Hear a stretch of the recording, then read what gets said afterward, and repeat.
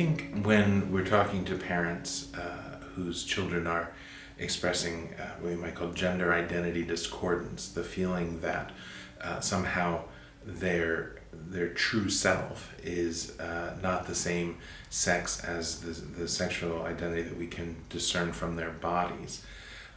The first thing we always tell parents is don't panic.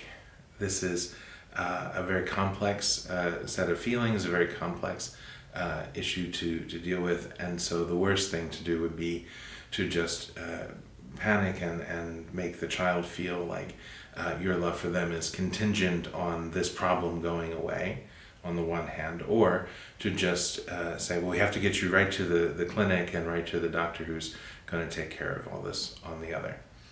I think when parents can engage their children calmly and get them to talk about what they mean, why they think they feel the way that they do, how long they felt like that.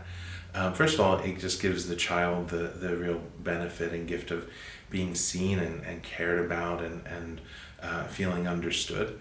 And also it helps the parent and the child to understand better where this feeling might be coming from.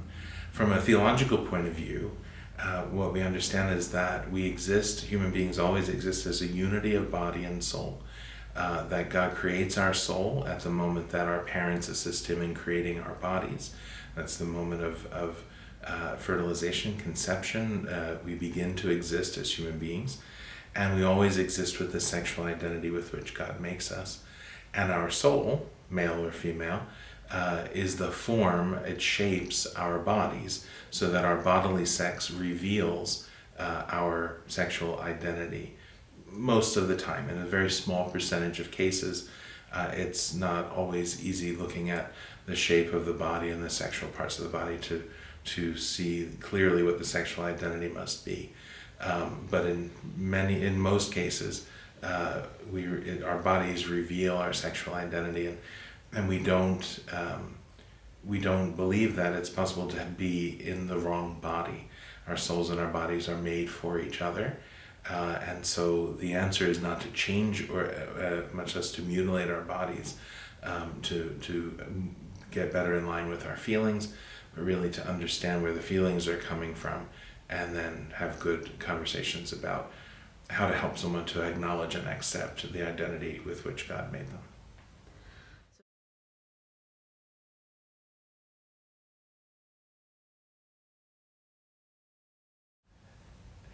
So obviously the question of gender identity discordance presents a number of issues, including psychological and emotional concerns and questions that the child may be dealing with and experiencing.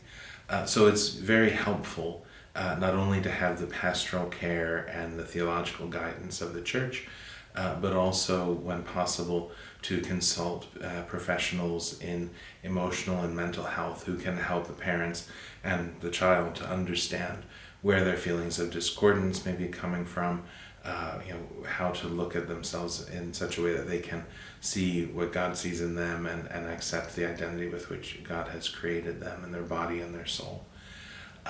It's difficult sometimes to find a professional who is not just going to immediately affirm the child in his or her discordant feelings about their identity. In fact, most professional associations expect and even require their members to be 100% affirming. And so rather than just send a child to someone, I think it's important for parents to really get to know the psychiatrist or psychologist or counselor, sound them out on where they're coming from in terms of what we might call Christian anthropology, our understanding of what makes a human person, that unity of body and soul, the way that the soul shapes the body, our belief that we're created with a sexual identity and we ought to acknowledge and accept that. A counselor doesn't have to be Catholic to see things from that perspective, but it's important that they share that perspective if they're going to be of help to the child and to the family. So a lot of careful research, maybe talking to other parents in the same situation, can lead them to really reputable, well-trained, conscientious, caring professionals who understand that the goal is to help a young person to understand and embrace their God-given sexual identity, and is able to help them to do that.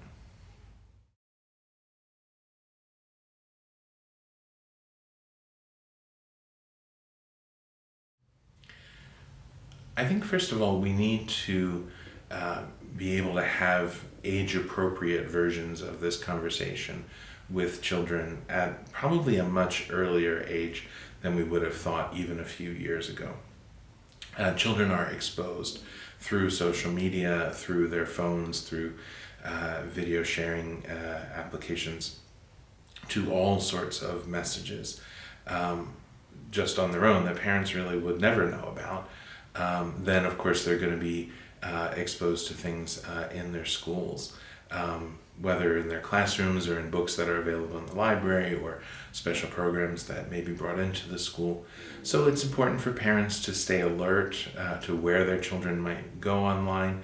I think it's really inappropriate for children probably younger than at least middle school to even have access to screens that aren't supervised and kind of locked down. But parents need to know what their children are watching and listening to, where their children are going and with whom, what's going on at school, what the curriculum is. And just be active partners with the school and with other people who are caring for their children, to express their concerns, to ask for exemptions when the school or an after-school program might be teaching a lesson that is contrary to our faith or to good morals. And when it's necessary, to take their children out of public schools, send them to private schools, Catholic schools that are going to teach what we believe, or even when necessary to think about homeschooling, either themselves or through a co-op. It's not easy to kind of manage all of those things all the time, and especially when there's so many influences on a young person. But the way that they are taking this information in, the way it's being presented to them, is going to shape their ideas about themselves and about others for the rest of their lives. So we don't have to be reactionary. We don't have to panic. Sometimes parents expend so much energy on what they perceive to be external enemies in the school system or social media or whatever, that they're not able to be present to their kids who really need them. So we have to keep our focus, where it belongs in the family, but be that gatekeeper, that guardian. And also, I think, to speak about these things at home in such a way that it's not a taboo subject. Let your children know that if they are shown pornography or something that's confusing to them about gender or identity, or whether that's from friends or even in school or in a book that they read, that they'll never be in trouble if they come and tell you about it. That's exactly what you hope that they'll do, that they'll talk to you first, that you're not going to be angry, that you're not going to punish them, that you're not going to make them feel guilty or feel bad about it, that you want to be there to help them if they should see or hear things that are confusing or make them feel strange or make them feel scared or upset, that they can always come to the parents and talk about them right away.